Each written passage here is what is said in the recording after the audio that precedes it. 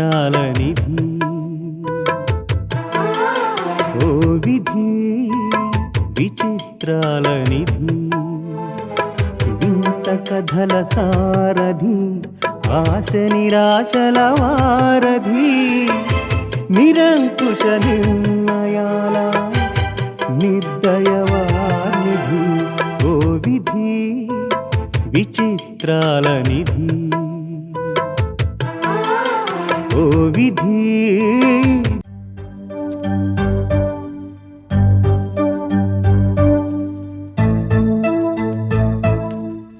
సరిపోయాయి మేం సాబ్. ఒక మాట సేట్జీ, దయచేసి నాకు వారం రోజులు టైం ఇవ్వండి. సరే మేం సాబ్, మీరు అంతగా అడుగుతున్నారు కాబట్టి ఒప్పుకుంటున్నాను. వారం రోజులు అయ్యాక ఒక్క క్షణం కూడా టైం ఇవ్వను.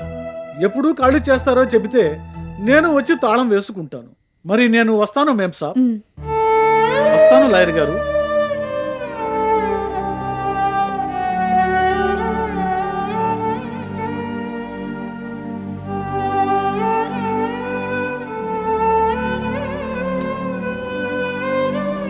లాయర్ గారు, మీ ఫీజు తీసుకోండి. నాకెందుకు మేడం ఫీజు? ఏ రకంగానూ మీకు సాయం చేయలేకపోయాను. అలా అనకండి లాయర్ గారు. ఆస్తంతా పోయి అప్పుల పాలైన టైంలో మీరు నా దగ్గర ఉండబట్టే కాస్తంత ధైర్యంగా ఉండగలిగాను. లాయర్గా మీకు ఎంతో అనుభవం ఉంది, మంచి పేరుంది. అయినా ఆ గౌరవం కూడా లేకుండా ఆవేశంలో అప్పుడప్పుడు మిమ్మల్ని నానా మాటలు అని బాధ పెట్టాను. నన్ను క్షమించండి. అంత మాట అనకండి మేడం. నిజం చెప్తున్నాను లాయర్ గారు. ఎన్నోసార్లు అవసరమైన టైంలో నాకు తగిన సలహాలిచ్చి సహాయం చేసి ఆదుకున్నారు. నా బాగోగుల గురించి ఇంతగా ఆలోచిస్తున్నారు. మీ గురించి నేను కూడా ఆలోచించాలి కదా. తీసుకోండి. వద్దు మేడం, పరిస్థితులు చక్కబడి మీరు కాస్త కోలుకున్న తర్వాత తీసుకుంటాను. నా ఫీజు ఇచ్చి మీరు ఇబ్బంది పడద్దు. పర్వాలేదు లాయర్ గారు, ఇప్పుడిప్పుడే బాధలకు అలవాటు పడుతున్నాను. తీసుకోండి. మీరు తీసుకోకపోతే నేను బాధపడతాను. లాయర్ గారు, మీరు నాకు చిన్న సహాయం చేయాలి. చెప్పండి మేడం. ఈ అమౌంట్ అంతా ఎవరిది వాళ్ళకి ఇచ్చేసి మొత్తం క్లియర్ చేసేయాలి. మీరు కూడా ఉంటే బాగుంటుంది. మీకు శ్రమిస్తున్నానని మరోలా అనుకోవద్దు. దయచేసి నాతో పాటు రండి. అంతగా రిక్వెస్ట్ చేయాలా మేడం? తప్పకుండా వస్తాను. వెళదాం పదండి.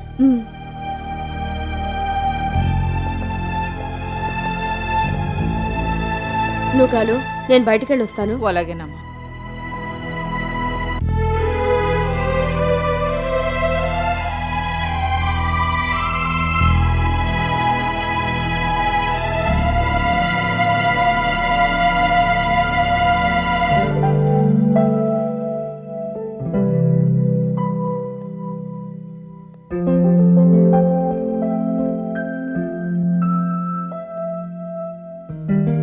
ఏమిటలా ఉన్నావు వినోద్? ఒంట్లో బాలేదా? అదేం లేదు నాన్నమ్మ. రోజుని కలుస్తానన్నావు, కలిసావా? ఏమంది? తనకెవరూ లేరని, ఒంటరిదాన్ని అయిపోయానని బాధపడుతోంది కదా. నువ్వు వెళ్ళినందుకు సంతోషించిందా? లేదు నానమ్మ, మరింత బాధపడి నన్ను నానా మాటలన్నీ బయటకు పొమ్మంది. అదేమిటి వినోద్? అవును నానమ్మ, నన్ను చూడగానే నేను బతుకున్నానో చచ్చానో అని చూడ్డానికి వచ్చావని స్టార్ట్ చేసింది. వెళ్ళగా నా మాట అనేసరికి నేను బ్లాంక్ అయిపోయాను. ఇక అక్కడి నుంచి నాకు అసలు ప్రేమాభిమానాలు లేవని, కృతజ్ఞత విశ్వాస అనే పదాలకి అర్థమే తెలియదని, నేను కావాలనే బిజినెస్లో తనకు లాస్ వచ్చేలా చేశానని, ఇల్లు అమ్ముకునే పరిస్థితి రావడానికి కూడా కారణం నేనేనని చాలా దారుణంగా మాట్లాడింది. రోజీకెప్పుడు ఇలాంటి పరిస్థితులు ఎదురవ్వలేదు కదా వినోద్. అందుక నా కోపంలో బాధతో ఏదో అనుంటుంది. అదేవీ లేదని మెల్లగా నచ్చ చెప్పాల్సింది. నచ్చ చెప్పడానికి మ్యాక్సిమం ట్రై చేశాను నానమ్మ. అయినా నేను చెప్పేదేమైనా వినిపించుకుంటేగా. ఎంతసేపు తన ధోరణి తనదే గాని నన్ను అసలు మాట్లాడనివ్వలేదు. ఇల్లు కూడా అప్పు కింద సేట్కి ఇచ్చేసిందట. వెంటనే ఖాళీ చేసేయాలంటే వారం రోజులు టైం ఇమ్మని బ్రతిమలాడుకుందంట. ఉన్న ఇల్లు కూడా అమ్మేసి ఎక్కడికి వెళ్తుందో ఎలా ఉంటుందో నాకేం అర్థం కావడం లేదు. అసలు నేను వెళ్ళేసరికి ఇవ్వాల్సిన డబ్బు తొందరలోనే ఇస్తానని ఎవరినో బ్రతిమలాడుకుంటుంది. గ్రాని అంత దీనంగా మాట్లాడటం నేను ఎప్పుడూ చూడలేదు. గ్రాని నా పరిస్థితుల్లో చూసి నిజంగా జాలేసిందానమ్మా. ఏదో రకంగా సహాయం చేసి గ్రాని నా డిప్రెషన్ నుంచి బయటికి తేవాలని ఉంది. ఏదోలా ఆ విషయమైనా రోజీకి అర్థమయ్యేలా చెప్పాల్సింది. తనకే సహాయం కావాలన్నా చేస్తానని చాలా క్లియర్గా చెప్పానమ్మా. నేను అలా అనేసరికి మరింత సీరియస్ అయిపోయింది. ఎన్ని బాధలైనా భరిస్తాను గాని నిన్ను మాత్రం దేహి అని అడగనని కొట్టినట్టు చెప్పింది. అప్పటికి ఎంతగానో బతిమాలాను. అసలు వినిపించుకుంటేగా. చెప్పి చెప్పి ఇక లాభం లేదని తిరిగి వచ్చేశాను. మనుషుల్ని సరిగ్గా అర్థం చేసుకొని చెప్పింది వినిపించుకుంటే రోజీ ఎందుకవుతుంది? మొదట్నుంచి తన పట్టిన కుందేలికి 3 కాళ్ళని మొండిగా మూర్ఖంగా వాదించడమే తప్ప ఎవరేం చెప్పినా వినిపించుకోదు, ఎవరిని నమ్మదు. అసలు ఈ లోకంలో అందరూ తనకు అన్యాయం చేయడానికే ఉన్నారనుకుంటుంది. అలాంటి నెగిటివ్ థాట్స్ తోటి జీవితంలో ఏ సుఖం సంతోషం లేకుండా చేసుకొని పరిస్థితి ఇంతవరకు తెచ్చుకుంది. ఎవరి కర్మకు ఎవరు బాధ్యులు?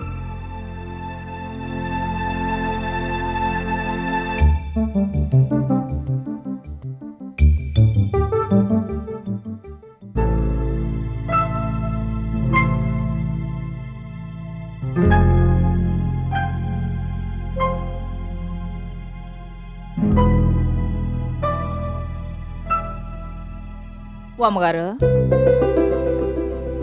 నువ్వా? రా నూకాలు. తమరు ఎంతసేపటికి కిందకి రాకపోయేసరికి ఆలస్యం అయిపోతుందని వాణ్ణం పట్టుకొచ్చాను. మా అమ్మ బతికున్నా నీలాగా నా భోజనం గురించి ఆలోచించేది కాదేమో నూకాలు. ఓ అమ్మగారు, అవును నూకాలు. అమ్మ కన్నా అభిమానంగా ఎంతో ఆప్యాయంగా అన్నం పెడతావు. అందుకే నువ్వు పెడితేనే కానీ తినాలనిపించదు, తిన్నట్టుండదు. చాలా ఆకలిగా ఉంది, పెట్టు నూకాలు. ఈ మధ్య మీరు సరిగ్గా వండం తినడమే మానేసినారు. ఎన్నాళ్ళకి మీరు వండం అడుగుతున్నారంటే నాకు చాలా ఆనందంగా ఉంది అమ్మగారు. ఓ అమ్మగారు, అన్ని మీకు ఇట్టమైనే చేశాను. మనసులో ఉన్న భయాలు బాధలని పక్కనెట్టేసి కడుపు నిండా తినండి అమ్మగారు. తప్పకుండా తింటాను నూకాలు. ఈ ఇంట్లో ఇదే ఆఖరి భోజనం కదా. అదేటమ్మా అట్టగంటారు? ఈ ఇంటి ఆఖరి భోజనం ఏంటి? మరంతే కదా. ఈ ఇల్లు అమ్మేశాను, రేపే ఖాళీ చేసి వెళ్ళిపోవాలి. అదేటమ్మగారు, అంతగా అయితే అద్దె డబ్బులు ఇచ్చేసి ఏడే ఉంటారు గాని ఉన్న పాటని ఇల్లు ఖాళీ చేసేసి ఏడకి వెళ్ళిపోతారు. మా వంతు ఏ గుడిసెలోనే ఉంటాం గాని డబ్బులో పుట్టి డబ్బులో పెరిగినోళ్ళు మీరు ఏడుంటారు? ఇంత పెద్ద ఇంటికి అద్దె కట్టాలంటే చాలా అవుతుంది నూకాలు. అద్దె కూడా కట్టే పరిస్థితుల్లో నేను లేను. ఇంతకాలం సంపాదించిందంతా అప్పులు తీర్చడానికే సరిపోయింది. ఇంకేమీ మిగల్లేదు. రేపటి నుంచి నేను ఏదో పని చేసుకుని బతకాల్సిందే. సర్లే నూకాలు, అవన్నీ ఇప్పుడెందుకు గాని నీ చేత్తో పెట్టే ఆఖరి భోజనం సంతృప్తిగా తింటాను. పెట్టు. మాట్లాడితే ఆఖరి భోజనం అంటారేటమ్మ గారు? నెత్తి మీద తదాసు దేవతలు ఉంటారంతా. 10 సార్లు ఏ మాట అంటే అదే నిజమైపోద్దంతా. ఏందా కూడా ఇట్టాగే అన్నారు. ఆఖరి భోజనం అంటారేటి? నాన్న వండనా మీరు తినరా? ఎలా తింటాను నూకాలు? రేపే నేను ఈ ఇల్లు వదిలి వెళ్ళిపోవాలి. వెళ్ళిపోతే ఏటవుద్దమ్మా? మీరు ఏడకి వెళ్ళిపోతే నాన్న ఆడికే వస్తాను. నాన్న వండుతాను, మీరు తింటారు. నీ మంచితనం, ప్రేమ, అభిమానం అంత గొప్పవి నూకాలు. అందుకే ఆ మాట అనగలిగావు. ఇన్నాళ్ళు వాటి విలువ తెలుసుకోలేకపోయాను. కానీ ఇవాళ ఉన్నదంతా పోగొట్టుకుని దిక్కుమాలిన దాన్ని అయిపోయాను. రేపటి నుంచి ఎలా బతకాలి అనే పరిస్థితిలో ఉన్న నేను నీకు జీతం ఎలా ఇవ్వగలను, నిన్నెలా పోషించగలను నూకాలు? అయిన వాళ్ళందరూ నన్ను వదిలి వెళ్ళిపోయినా నా కన్నీళ్లు చూడలేక నన్ను కనిపెట్టుకుని ఉండిపోయావు. ఇన్నాళ్ళు నా దగ్గరుండి అనుభవించిన నరకం చాలు. ఇంక నాతో పాటు ఉండి ఏం బాధలు పడతావు? అందుకే మీ ఊరు వెళ్ళిపోయి అక్కడే ఏదన్నా పని చేసుకో. ఇన్నాళ్ళు నా దగ్గర నువ్వు దాచుకున్న డబ్బు రేపు ఎలాగైనా నీకు ఇచ్చేస్తాను. మీ ఊరు వెళ్ళడానికి టికెట్ కూడా కొనిస్తాను. అమ్మగారు, మరో పాలు ఆ మాట అనకండి అమ్మగారు. సుఖంగా ఉన్నప్పుడు చుట్టూ చేరి కట్టాలు వచ్చినప్పుడు పారిపోయే వాళ్ళు మనుషులు అనిపించుకోరు అమ్మగారు. ఎక్కడో ఉన్న నన్ను పిలిపించి ఇన్నాళ్ళు ఇంట్లో పెట్టుకొని పోషించారు. ఇప్పుడు మీకు కట్టాలు వచ్చినాయని ఒకేసి వెళ్ళిపోలేను. ఎంత పెద్ద మొబ్బేసినా గాలొత్తే ఇట్టే ఎగిరిపోద్ది. అలాగే ఈ కట్టాలు కూడా ఎక్కువ రోజులు ఉండవు. మళ్ళీ మంచి రోజులు వస్తాయి. మీరు మళ్ళీ పాత రోజు అమ్మగారులాగా దర్జాగా బతుకుతారు అమ్మగారు. లేదు నూకాలు, ఆ అవకాశమే కనపడడం లేదు. ఈ బతికిలా వెళ్ళిపోవాల్సిందే. అంత మాట అనకండి అమ్మగారు. నానున్నానమ్మగారు. 4 ఏళ్లలో పని చేస్తే చాలు, డబ్బులు వస్తాయి. మీకు మళ్ళీ మంచి రోజులు వచ్చేదాకా నానే మిమ్మల్ని దగ్గరుండి చూసుకుంటాను. మీరు హాయిగా ఇంట్లో కూకుడండి. నన్ను చక్కగా వండి పెడతాను. సరేనా అమ్మగారు? నూకాలు అవునమ్మగారు. అంచేత రేపేట అవుద్దని మనసు పాడు చేసుకొని బాధపడకండి. ఏది ఎలా జరగాలో అది అలాగే జరుగుతుంది. మీరు ధైర్యంగా ఉండండి అమ్మగారు. అవన్నీ మర్చిపోయి ముందు మీరు వండం తినండి. రండి అమ్మగారు, ముందు వండం తినండి.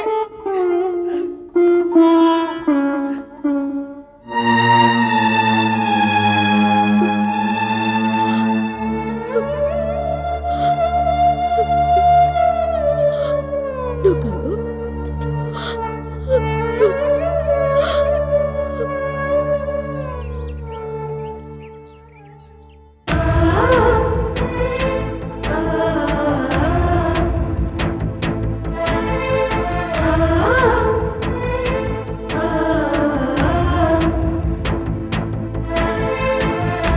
అంతా అయిపోయింది నూకాలు.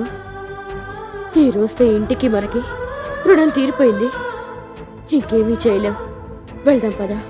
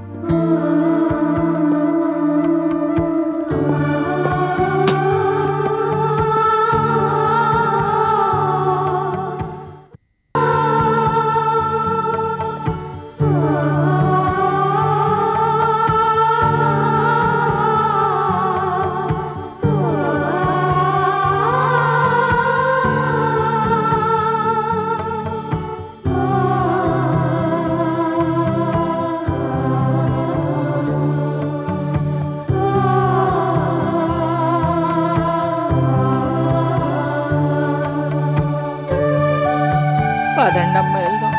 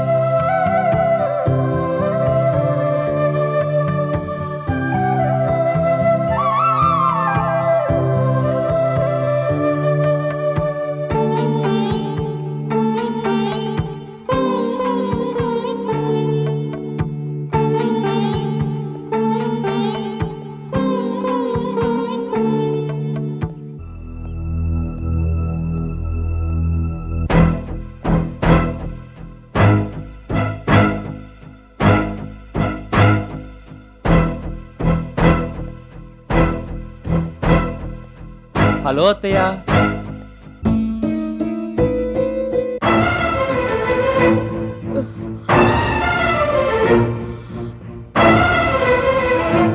రోజీ రోడ్డున పడింది టైటిల్ ఎలా ఉంది? అదిరిపోయింది కదూ. సినిమా తీస్తే సిల్వర్ జూబ్లీ గ్యారంటీ. ఫైనాన్స్ ఏమైనా చేస్తావేంటి? అయినా ఇవ్వడానికి నీ దగ్గరే ఉందిలే. దాచిన దొంగ సొమ్మంతా అప్పుల వాళ్ళు ఊడ్చుకుపోయారుగా. అవునత్తయ్య, ఏంటంత డల్గా ఉన్నావు? అయోధ్యని వదిలి అడవికి వెళుతున్న సీతమ్మ వారిలా ఫీల్ అవుతున్నావా? నీకు అంత లెవెల్ లేదులే. ఎందుకంటే నీ రాముని నువ్వు ముందే బయటికి తోలేసావుగా. అన్నట్టు చెప్పడం మర్చిపోయాను.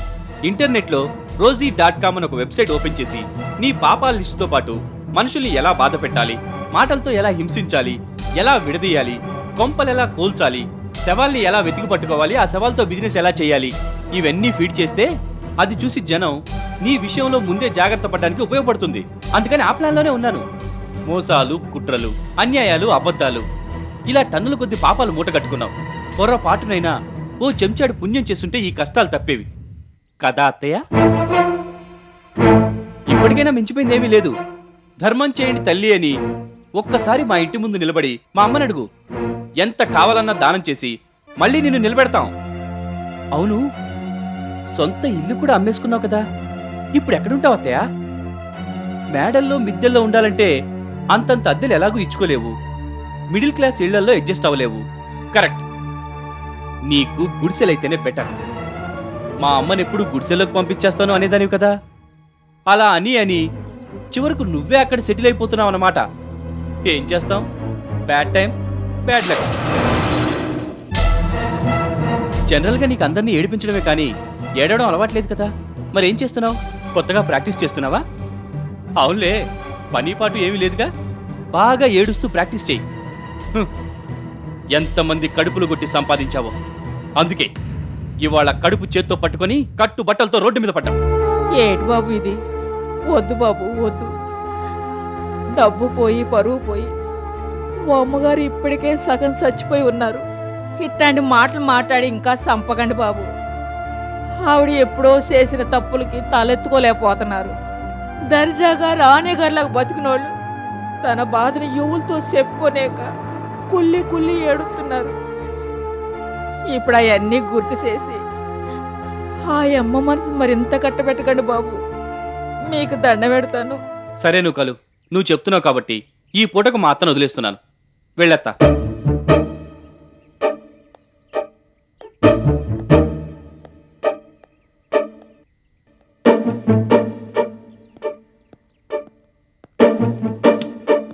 అత్తయ్య,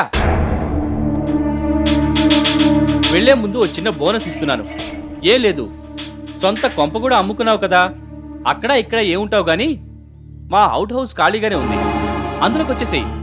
ఆ పని ఈ పని చేసుకుంటూ అక్కడే పడి ఉండొచ్చు. ఇంకెవరైనా అయితే ఈ మాత్రం కూడా అనకపోదును. ఎంతైనా పిల్లనిచ్చిన అత్తవు కదా, అందుకని నీకు ఓపెన్ ఆఫర్ ఇస్తున్నాను. ఓ మంచి దుర్ముహూర్తం చూసుకొని వచ్చేయి. ఓకేనా? ఉంటాను. See you. బాయ్.